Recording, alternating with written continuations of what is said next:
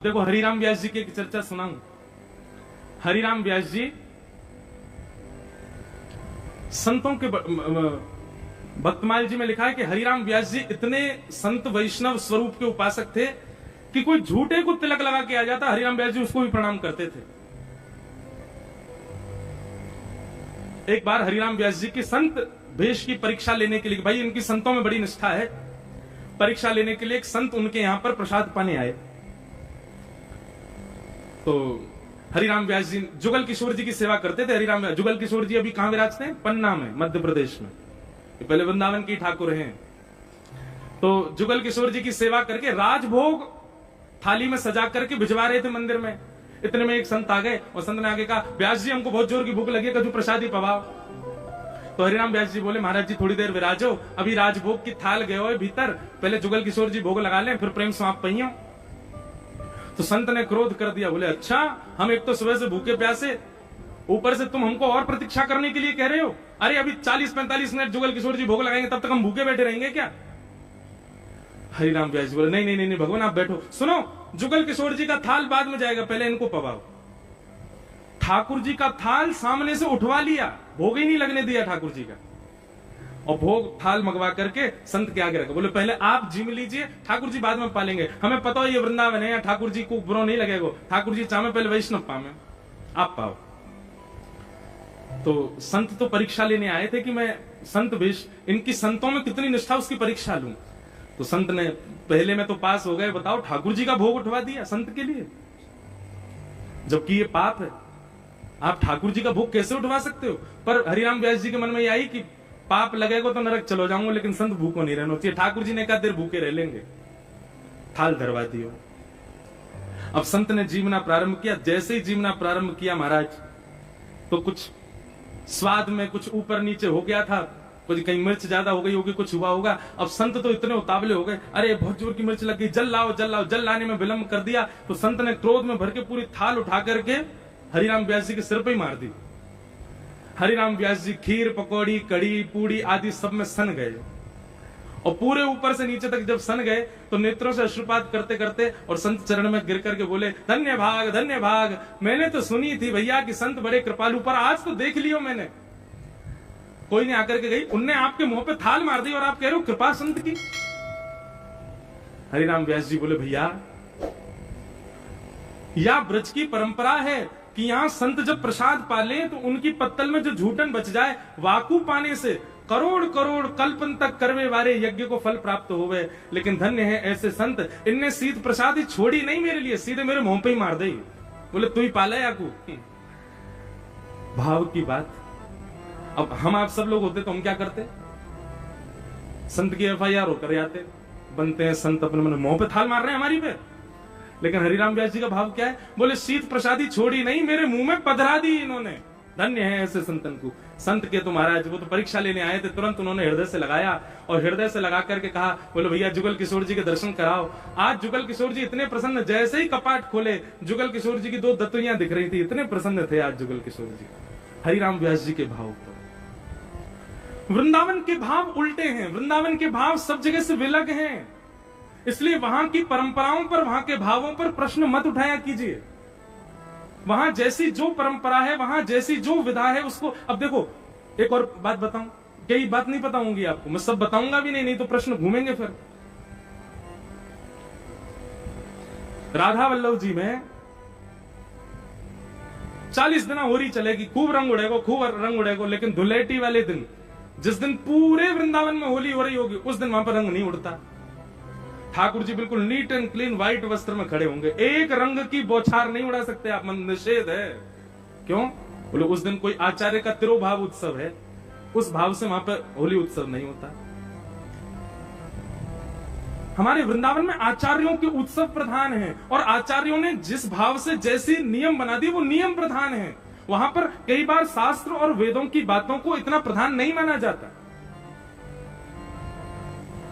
इसलिए वहां की परंपरा में आप हस्तक्षेप मत कीजिए। वृंदावन में जिस परंपरा में जो भाव है उसको वैसे स्वीकार, अपनी परंपरा का पालन करो। हमारी परंपरा में एकादशी है, हमारी परंपरा में भोग में तुलसी पधराने की परंपरा है, हमारी परंपरा में आरती में घंटे घड़ियाल बजाने हैं, हमारी परंपरा में ठाकुर जी को धूप दिखानी। अब कई मंदिरों में धूप आरती नहीं होती, क्यों? ठाकुर जी को खांसी आ जाएगी धूप कर दे तो। अब सब जगह अपने अपने भाव है। अब श्रीनाथ जी में शयन आरती नहीं होती, गिने चुने दिन है साल भर में, केवल तभी शयन आरती होगी। क्यों शयन आरती क्यों नहीं होती? बोले वहां ये भाव है कि श्रीनाथ जी रात में यहां सोते नहीं है, सोने तो वो गिरिराज जी जाते हैं, तो गिरिराज जी में शयन आरती होती है। वहां उदयपुर से 800 किलोमीटर दूर गिरिराज जी में 700 किलोमीटर दूर वहां शयन आरती होती है ठाकुर जी की। क्यों? बोले ठाकुर जी सोवे यहां जामे। सबकी अपनी अपनी भाव, अपनी अपनी परंपरा।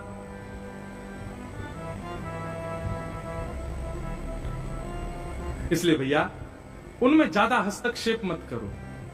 आजकल मुझे सुनाई दिया कुछ ऐसा कि किसी परंपरा पर सब लोग प्रश्न उठा रहे हैं, ऐसा कैसे हो गया, ये कैसे हो सकता है। अरे भैया ये वृंदावन है, वृंदावन प्रेम का प्रधान है। हम अपनी परंपरा का पालन करें, पर वहां की जो निज परंपरा वृंदावन की रस परंपरा है उस पर आप हस्तक्षेप मत करो। वहां है ऐसा तो वहां होने दीजिए।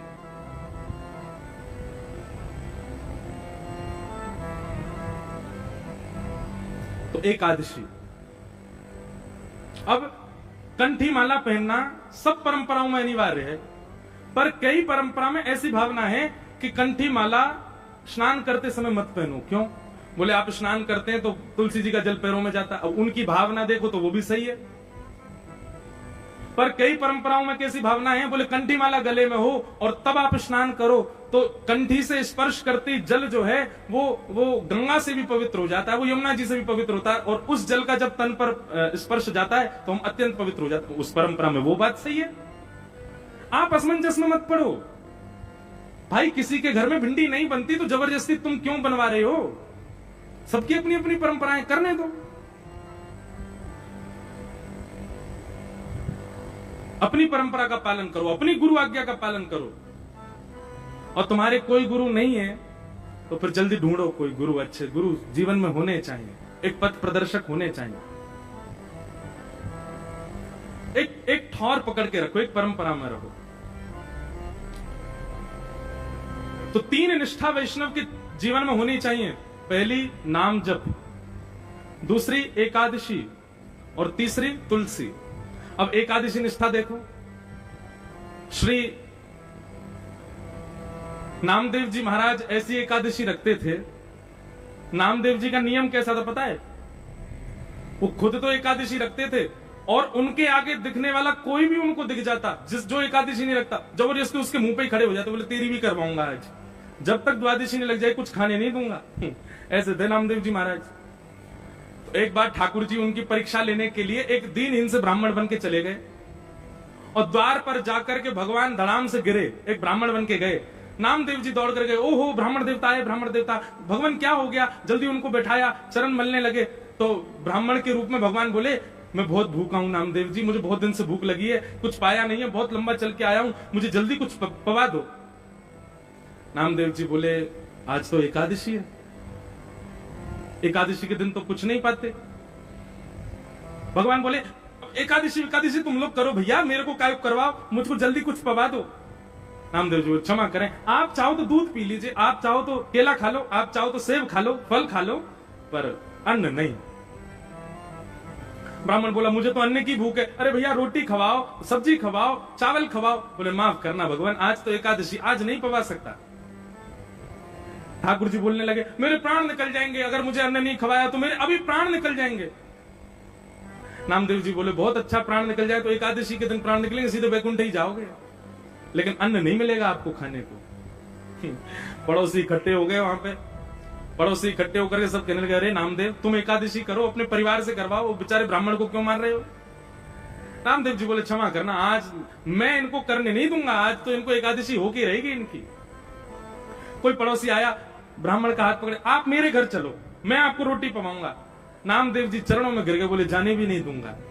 अब मुझे पता चल गया है कि ये अन्न खाएंगे तो मेरी एकादशी भी टूटेगी, मैं इनको भी नहीं खाने दूंगा।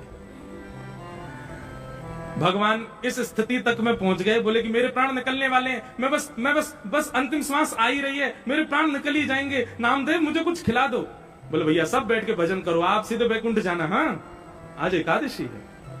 पानी को मना नहीं कर रहे, दूध पी लीजिए, केला खा लीजिए, सेब फल खा लो, पर अन्न नहीं।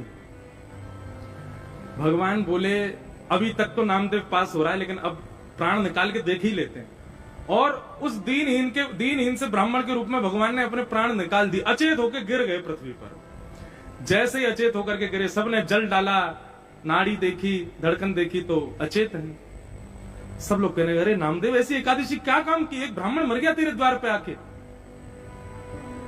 नामदेव जी के नेत्र सजल हो गए, लकड़ियां इकट्ठी करके लाए, अपने घर के आंगन में ही चिता बना दी और उस पर ब्राह्मण देवता का शरीर पधरा दिया। ठाकुर जी मनी मन सोच रहे हैं अरे ये तो इस पर कोई फर्क नहीं पड़ रहा।